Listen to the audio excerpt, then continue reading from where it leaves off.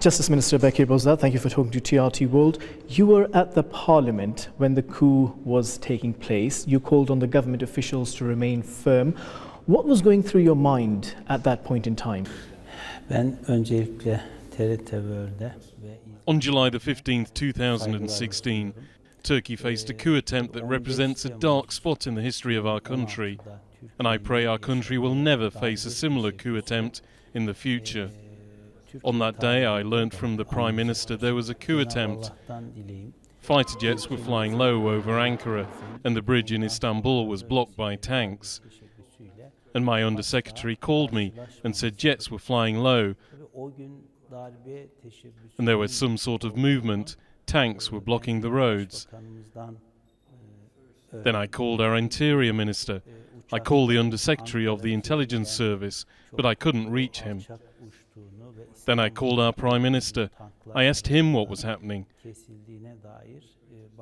He said it was a coup attempt. After that, we held a consultation and decided we would fight back against the coup participants. We would protect the will of the nation, the constitutional order, and our democracy, and we would do it together with the people of our nation.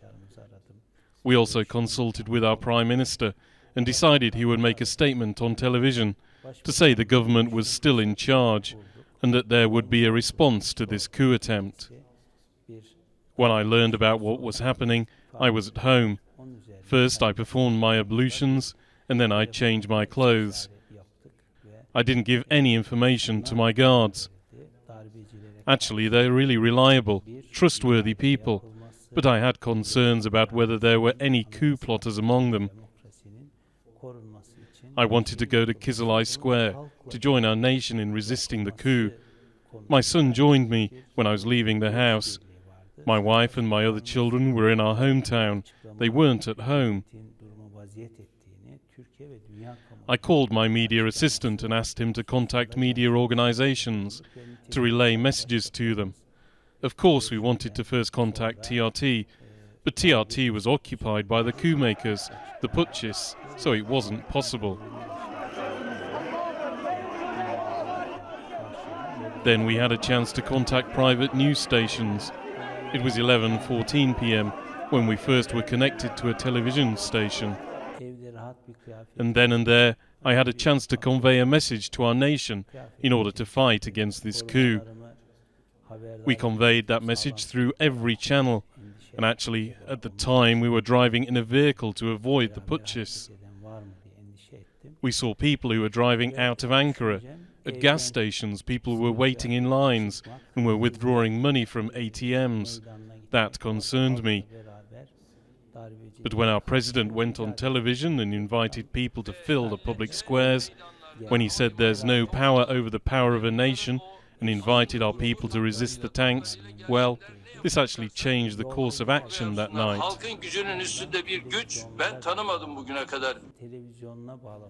It had a huge impact on the putschists. People started going to the squares of the cities and started to turn back towards city centres. Our people defended the elected government, the Prime Minister, the President, the Parliament, democracy and the constitutional order. People stopped the tanks with their bare chests. Our people put up a huge struggle. At the same time, I contacted prosecutors of the Republic in Ankara and in Istanbul. We wanted them to start legal prosecutions and investigations against the putschists. I also urged them to share this process with the public, because by doing so, we could relay the message the government is in charge and the legal system is still functional. They started all these investigations and prosecutions at a very early stage in the coup. And with the help of the law, we fought against the coup makers as well. So we had contacted some television stations and consulted with our friends as well. My initial idea was to go to Casualties Square, but my friends objected to this. because they had concerns that the putschists would recognize me, and from their tanks or helicopters they could attack us. Or the putschists among our people on the streets might recognize us and attack us. We decided to go to the Parliament building instead. We entered the Parliament by the back. Actually, we have two gates to the Parliament, the Çankaya and Dikmen gates. But we had information the putschists controlled both gates, so we went into the Parliament by the back door. I went to the plenary and Mr. Kahraman, the Speaker of the Parliament, was directing the session. There were some deputies from the AKP and the CHP, and we had some ministers there as well. I took the floor and made our statement about the coup attempt. And at some point during the speech, we heard a huge bomb explosion. It was so close to us. There were 16 chandeliers on the ceiling of the Parliament that represent 16 Turkic empires. There was dust coming down from the ceiling. There was dust rising from the floor as well. But I didn't stop making my speech. I don't know how much time passed, but at another point during my speech, there was a second explosion, and that was even bigger than the first. It was really loud. But despite that, the deputies did not leave the Parliament, and I continued my speech. At the same time, I saw there was some movement where the Speaker of the Parliament was sitting. I just turned my face and looked at them. Some deputies suggested to the Speaker, "We should not be sentimental here. We should go to the bunker." Some people supported this idea, but something came to my mind. I thought that if the deputies left the Parliament for the bunker, citizens, our people, would say the deputies are afraid, and so our people would be afraid. They would never go to the squares of the cities, and they would go back home. And this would change the climate in favour of the putschists. I turned to our speaker and I said we should stay here, otherwise people will go back to their homes. Our role to play is to die here. We should not leave. We should not end the plenary. This is what I said. And the speaker, I would like to thank him, he did not end the plenary. He decided to continue the session. And the Parliament continued to work against the coup and the putschists. The members and the Speaker of Parliament gave the best answer possible to the putschists by keeping the Parliament open. After the coup attempt, the government decided to take action against those people who it said had infiltrated state institutions. Could you give us some statistics on how many people have been detained, how many have been charged, how many have been released? Because we do find all too often the critics of Turkey, they tend not to mention the figures of people who have been released. So if you could give us some statistics. First of all, let me be clear that on that day we faced violence. This Fethullah terrorist organization and the founder and leader of this terrorist organization, Fethullah Gulen, endorsed that plan. He gave the instructions, and upon these instructions, the FETÖ terrorists inside the Turkish army and other elements joined them. They used the tanks, fighter jets, helicopters, weapons, ammunition, and the bombs of our nation against our nation. Some tanks crushed people, and people were killed by bombs, by bullets. For the first time in Turkish history, the Turkish Parliament, the Turkish National Assembly was bombed. In no war that Turkey has ever fought had the Parliament been bombed before. So this happened, and 250 citizens of ours fell as martyrs, and more than 2,000 people were wounded. Millions of people were on the streets. They protected our president, our elected government, and our democracy and our constitutional order. They protected the Parliament against the putschists at the cost of their own lives. During our War of Independence, when Turkey was invaded after the First World War, the Greeks, French, Italians, Russian and the British, they were all invading our country. At that time, under the leadership of Mustafa Kemal Ataturk, the children of this nation did not look at their differences. They decided to give their lives for the sake of their country. By doing so, they established modern Turkey. It was 100 years ago, and today the Turkish people gathered under the leadership of Recep Tayyip Erdogan, our president, so we're united as a nation. We didn't look at our differences. We protected our democracy, human rights, the rule of law, the national will, and our elected government at the cost of their lives. So the power of our people defeated the power of the weapons and tanks. The Turkish people won, and the putschists were defeated. We should say this as well. In any country of the world, no coup can be successful without external support. In all previous coups in Turkey, there was support from external forces, and they used traitors in our country. It's possible to find traitors in any country. This time they found these traitors inside our country. They used these traitors against our nation. But the Turkish nation defeated these traitors, as well as those external forces. We know very well who those external forces are. They also know it, and the Turkish people protected the rule of law and democracy. If this happened in any other country in the world, if other peoples of other countries defended their democracies and defeated the coup makers, please, I assure you, the US and the Europeans would go into competition to give them medals. They would give their country's Medal of Honor to those nations if it happened in any other country. So this was a heroic action. Of course, the FETÖ terrorist organization and their members in the army, and there were some civilians who joined them, we have to progress with the rule of law against them. They're giving their testimony before the Turkish justice system, which is implementing justice on behalf of the Turkish nation. Western countries and the USA did not say anything against the coup attempt until they saw the coup was failing. They just observed it, and once they figured out it was going to fail, they made their statements. And then, after the coup attempt, they started to worry about the putschists. The representatives of Western countries or other observers come here to ask, what's happening to the putschists in prison? I ask them, why did they not say anything to the putschists? Because these putschists killed 250 Turkish people. And nobody's asking about the well-being of these martyrs. More than 2,000 people were wounded. They lost their hands, they lost their limbs. And no one is asking about the situation of these martyrs, their families. Nobody is asking about the rights of these people. There was a man sitting inside his car and a tank crushed his car, killing him. And nobody is asking about the person who was killed in his car, but they're asking about the rights of the driver of that tank.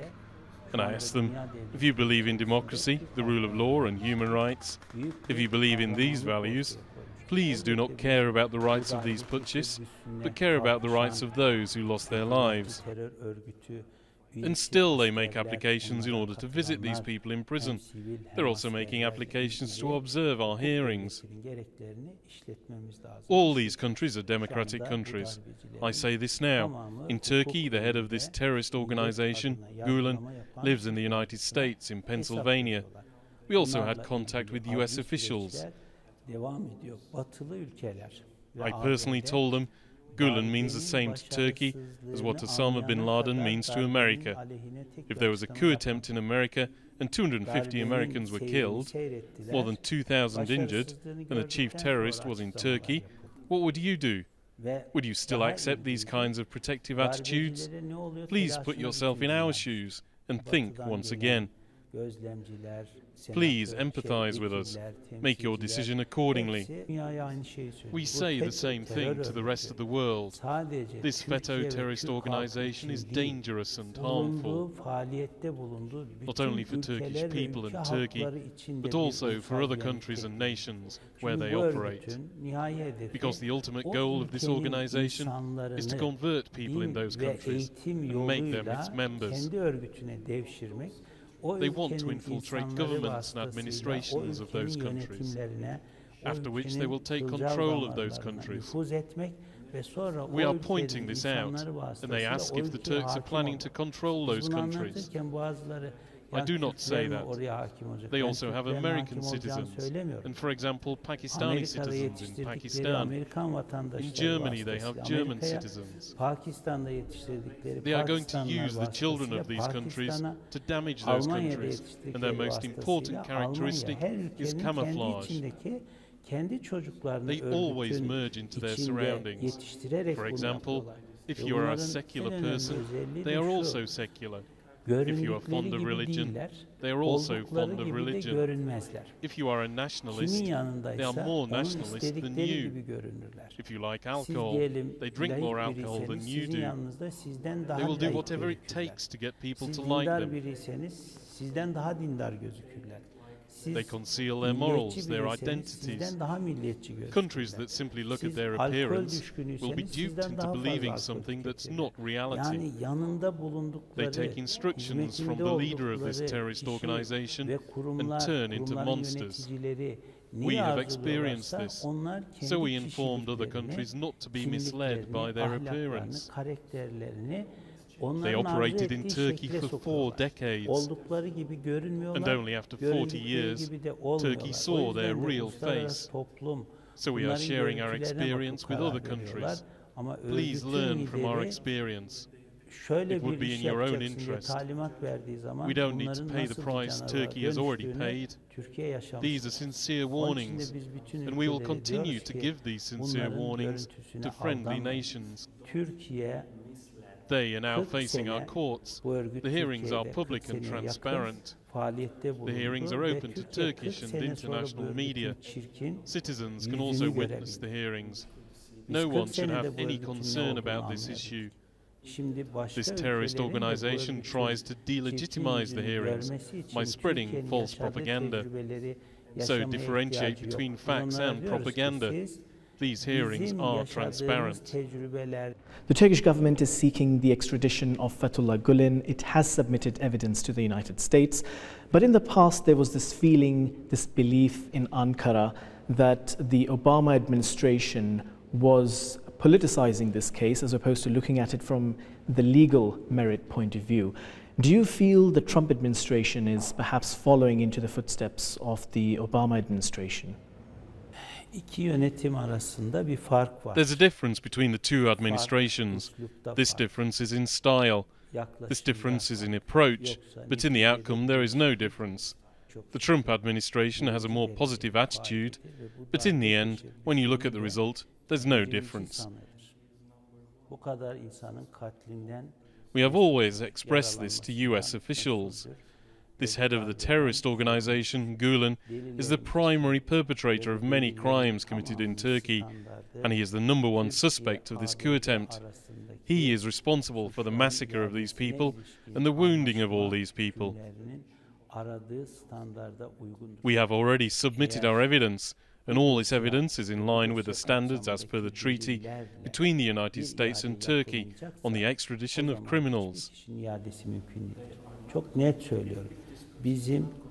If extradition is not possible despite all this evidence, then no extradition is possible for anyone in the world. Perhaps in no other case does such a huge volume of evidence exist as in the case against Gulen.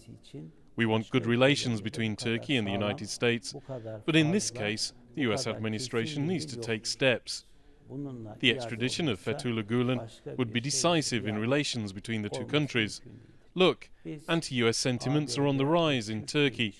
The primary reason is the head of this terrorist organization lives in Pennsylvania. He's living there without any restrictions. The US Department of Justice is still holding our files, and they have not sent them to the courts. They have failed to fulfill their responsibilities. The FETÖ terrorist organization has schools in various countries. If some countries think that they can use this terrorist organization as a tool against Turkey, then my message is clear to them. This terrorist organization and their terrorist members, they are no longer useful tools against Turkey. However, the Turkish public is concerned about this, and they are not happy with some countries trying to use FETÖ against Turkey.